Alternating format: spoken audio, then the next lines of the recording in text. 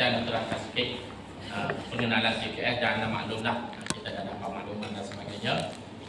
Pelaksanaan di CKS di peringkat negeri ni dia tidak merasakan lah.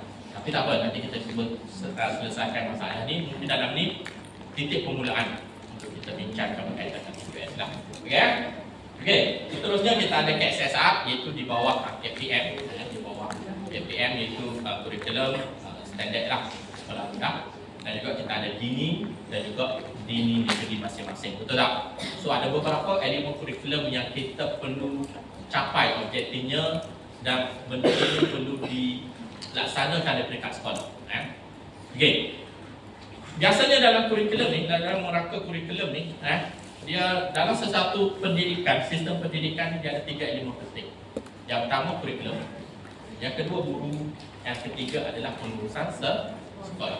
Mana-mana kecacatan ataupun masalah yang berada di kurikulum ataupun guru ataupun pentadbiran sekolah, dia akan menghasilkan output yang sama balik.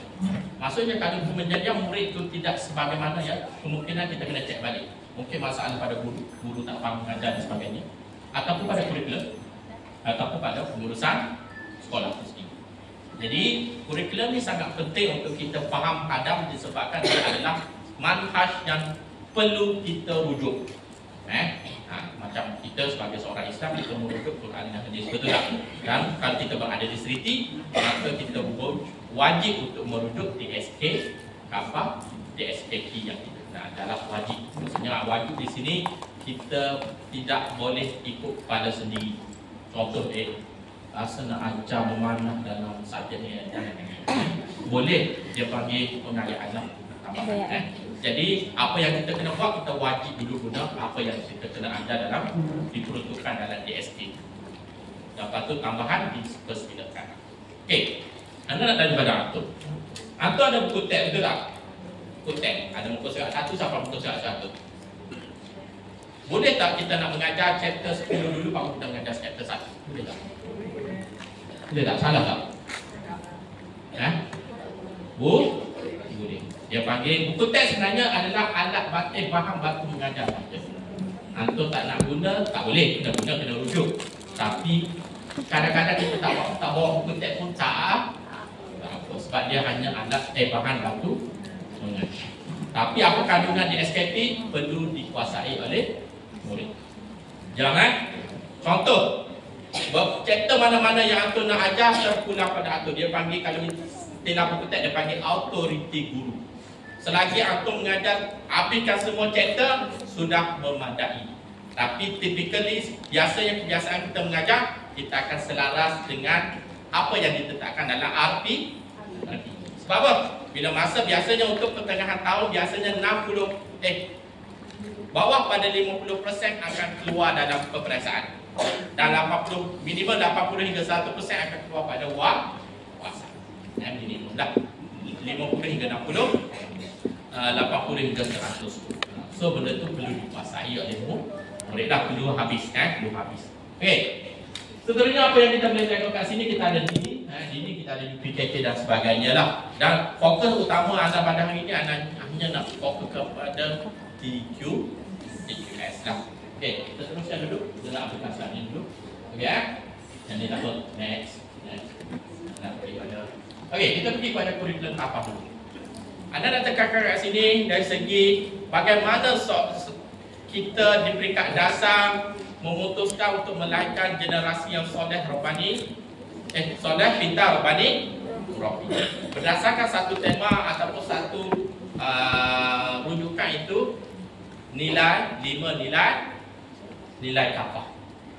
Kita ada ketuhanan, masyarakat dan sebagainya. Betul tak? Jadi di peringkat Seriti Malaysia, di peringkat penggubal, kita minta sangat-sangat nilai-nilai ini perlu dikembangkan. Dia bukan pertumbuhan nilai efektif, kognitif dengan psikomotor ni dia bersifat kembang. Tapi kalau tinggi, saiz, besar, turun ni dia panggil pertumbuhan. Untuk perkembangan ni kita perlu selesaikan masalah ni. Contoh, antara benda yang kita ambil dari segi efektif perkembangan nilai akhlak. Contoh, mana-mana murid yang datang ke Seriti sebelum ni cakap aku mu, cakap benda-benda yang tak elok. Tapi bila masuk ke Seriti, kita kembangkan nilai efektif dia, benda tu tak elok. Balik cakap anak, hantar ada nanu dan sebagainya. Maksudnya benda tu, jika benda tu berjaya, Sri telah berjaya kembangkan masalah. Contoh dari segi psikomotor, mari sebelum mari Sri dia bergaping straight macam ni. Dia tak apa, bergaping macam ni, penuh dia. Tapi balik Sri dia boleh pegang elok. Maka perkembangan psikomotor telah dikuasai. Contoh antara perkembangan yang kita boleh tengok 3M. Tapi Sri tak berhenti setakat 3M je. Kita tambah sosial. Bagaimana hubung dia dengan masyarakat, dengan mak dia. Contoh balik, sekali datang Sri balik wajib. Datang dengan balik wajib cium tangan, kata saya sayang mak, saya nak bawa mak dengan ayah masuk syurga. Tambah satu lagi, dengan mu'alim saya sekali. Dapat tiket setiap hari doa. Tak saya ke? Betul tak?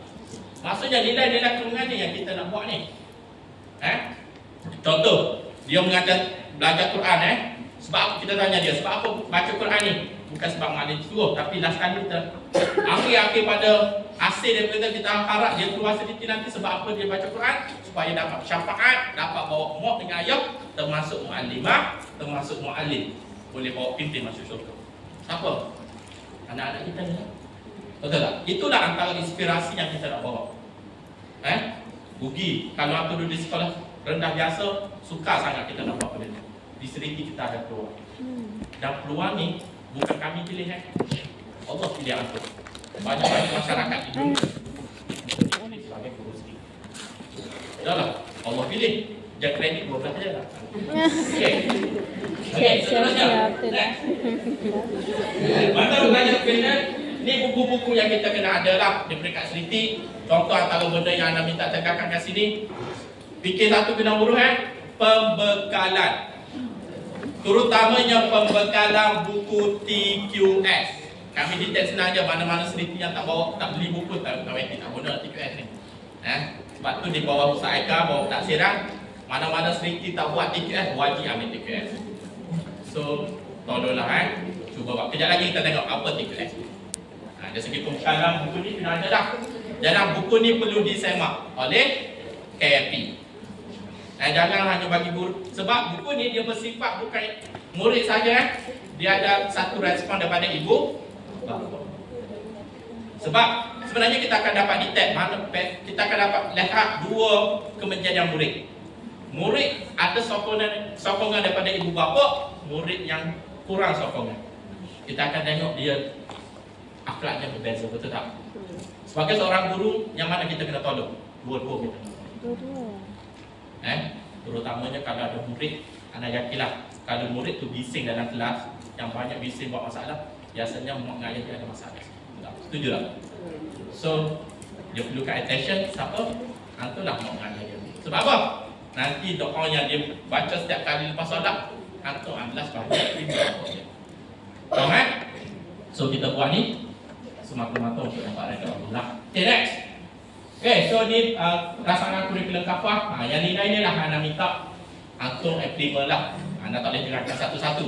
Cumanya anda nak setiap kali antum ucap dalam perhimpunan, setiap kali ucapan harian, jumpa mesyuarat guru, tolong tegaskan benda ni. Yang terakhir kalau aku tengok sekali atas sekali Allah harap, betul tak? Apa yang kita nak melahirkan di sini, biarlah sekali kita nak reda Allah. Contoh, hantar RPH. Memang RPH ni saya minta. Tapi kita buat ni adalah untuk dapat rezeki yang halal, betul tak? Kalau antum buat hantar awak dapat pahala ke tak? Dapat pahala tak kalau buat kerana Allah untuk buat RPH? Jangan buat kerana saya sebagai fikir. Dapat pahala tak? Kalau cuba bayangkan kalau antum tak hantar, dapat gaji. Agak-agak gaji antum tu berkat ke tak? Biar kita nak melahirkan guru-guru tu buat bukan sebab kita suruh. Kita nak melahirkan guru-guru yang buat tu, dah sekali kunci dia. Okay? Maksudnya di sini terapkan nilai ni bukan pada murid. Tapi bila masa kita nak terapkan tu, kita sendiri kena buat dah. Buat dah. Aku mari hari ni sekolah, aku mari meeting pada hari ni, aku mari bakti hari ni. Ya Allah, jadikan aku ni lebih dekat selaka denganmu. Dan semoga setiap langkah aku mari dekat kepada program ni, selangkah aku jauh pada neraka. Ni aku buat kerana Allah. Tajdid. Kalau boleh, buat satu teks ke, satu keyboard ke, satu tulisan letak atas meja. Aku mari ni sebab kena reda. Anda ingat lagi kisah orang tanya arwah Tok Guru Nik Aziz. Tok Guru, kenapa Tok Guru jadi menteri besar? Tahu tak Tok Guru jawab apa? Aku ambil jawatan guru besar ni, aku jadikan dia sebagai sejadah. Sejadah untuk apa sejadah? Kita bersujud pada Allah. Sebab tu guru ni setiap kali dia nak pergi dapur dia akan tutup waktu dapur kat pejabat dia pergi dapur baru buka. Nak pergi kat tu tutup dapur tu baru pergi buka. Sebab apa? Dia tahu apa yang dia buat A sampai Z semua ada kaitan dengan redha. Okey? Okey. Next. Kita nak pergi cepat-cepat ni. Ni